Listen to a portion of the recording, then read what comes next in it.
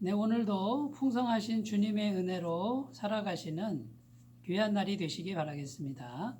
오늘 말씀은 마가복음 10장 46절에서 52절 말씀입니다. 그들이 여리고에 이르렀더니 예수께서 제자들과 허다한 무리와 함께 여리고에서 나가실 때에 디메오의 아들인 맹인 거지 바디메오가 길가에 앉았다가 나사렛 예수시란 말을 듣고 소리질러 이르되 다윗의 자손 예수여 나를 불쌍히 여기소서 하거늘 많은 사람이 꾸짖어 잠잠하라 하되 그가 더욱 크게 소리질러 이르되 다윗의 자손이여 나를 불쌍히 여기소서 하는지라.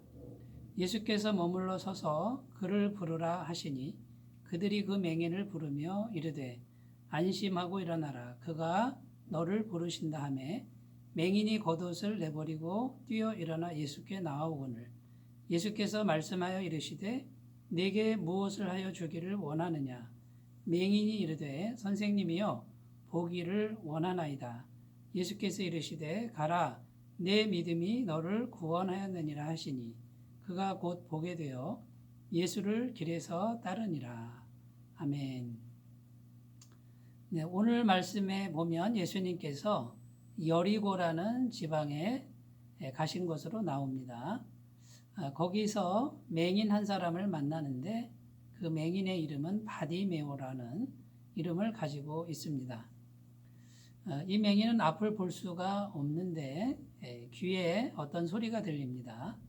나사렛 예수가 지금 지나가고 있다라고 하는 이 말을 듣습니다. 이때 이 바디메오가 크게 소리를 지릅니다. 다윗의 자손 예수여 나를 불쌍히 여기소서.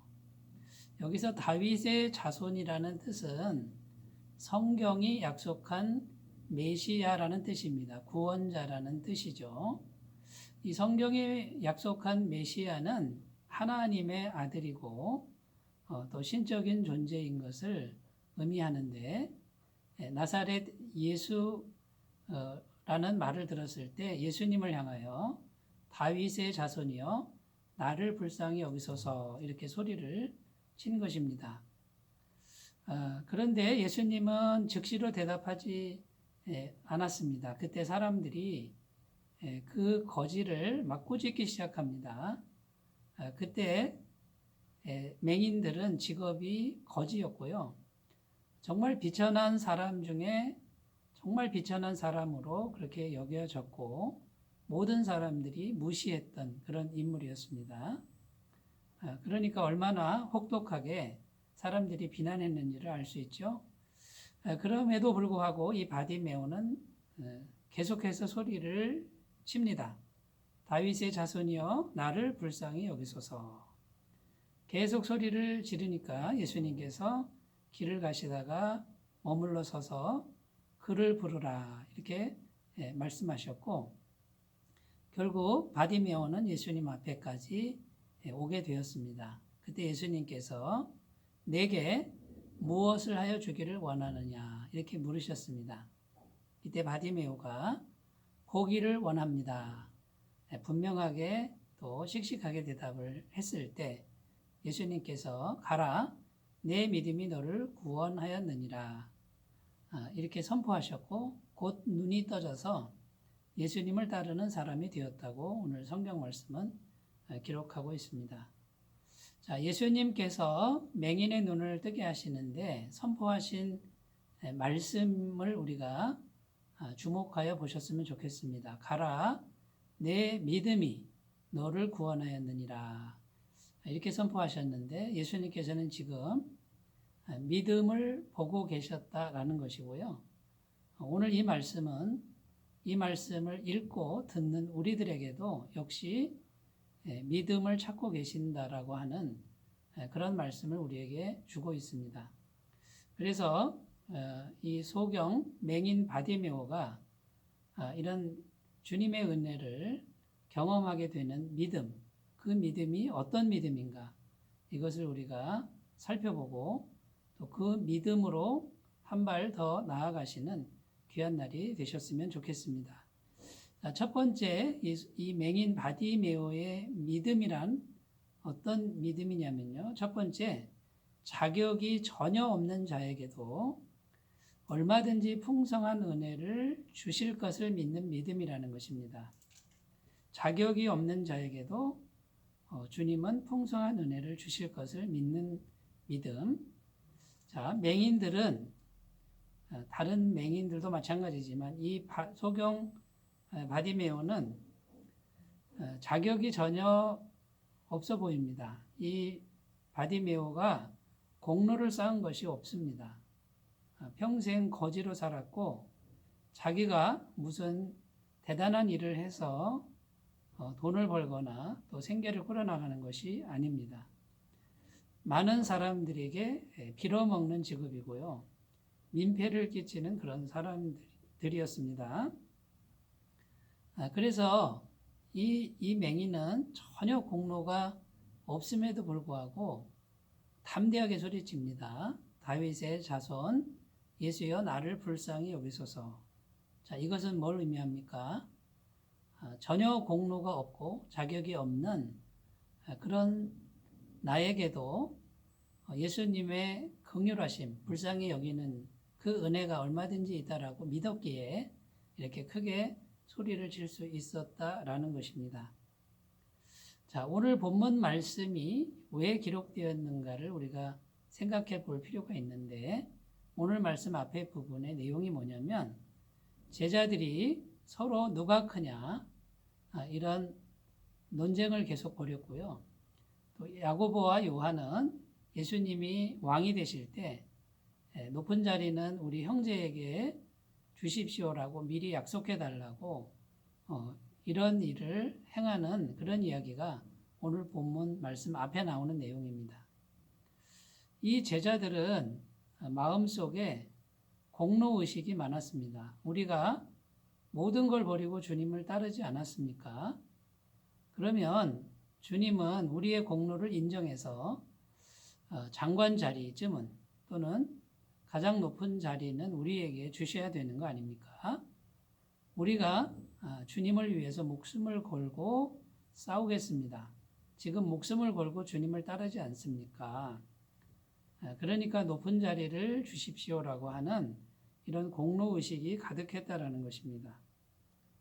예수님은 지금 예루살렘에 올라가셔서 십자가에서 죽으러 가시는데 제자들 속에는 예수님이 현세적 왕이 되면 높은 자리를 서로 차지하려고 하는 그런 경쟁의식, 비교의식, 공로의식이 가득했다라는 것이죠.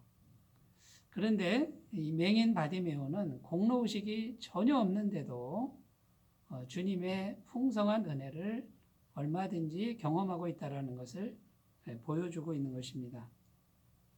자, 하나님께서 오늘 말씀을 통해서 우리에게 무엇을 말씀하시려고 하시는 걸까요? 우리 마음속에 어떤 공로의식도 자리하지 않는 믿음, 그 믿음을 찾고 계신다라는 것이고요. 우리가 많은 일을 했어도 그 많은 일을 한 것이 자랑이나 공로가 아니라 모든 것이 감사고 모든 것이 은혜라고 하는 이 고백을 하는 그런 순수한 믿음을 찾고 계신다라고 지금 우리에게 말씀하는 것입니다. 여러분, 우리가 예수님의 십자가 보혈과 성령의 거듭남의 은혜, 하나님 자녀가 되는 권세를 주신 이 모든 것이 100% 하나님의 은혜고 우리의 공로는 전혀 없다. 이렇게 고백하는 것이 진정한 복음이 아니겠습니까? 사랑하는 여러분, 맹인 바디메오가 예수님께 보여준 믿음은 전혀 공로가 없음에도 풍성한 은혜를 믿는 이런 믿음이었다라는 것을 기억하셨으면 좋겠습니다. 두 번째 어떤 믿음이었냐면요. 두 번째는 지속적으로 사모하는 믿음이었다라는 것입니다. 이 맹인은 포기할 만한 환경적인 요소가 많았습니다. 아무도 관심이 없습니다. 소리를 지르니 사람들이 야단을 칩니다. 예수님은 즉시 대답을 안 하십니다. 그리고 평생 거지로 살아왔습니다. 이게 길들여진 삶의 굴레, 이걸 벗기가 참 쉽지 않습니다. 익숙해진 삶을 그냥 살다 죽지 눈을 뜨겠다고 발버둥치는 그런 자신이 믿어지지 않았을 수도 인정되지 않았을 수도 있었다라는 것이죠. 그런데 이 맹인 바디메오는 지속적으로 소리를 칩니다. 끊임없이 사모합니다.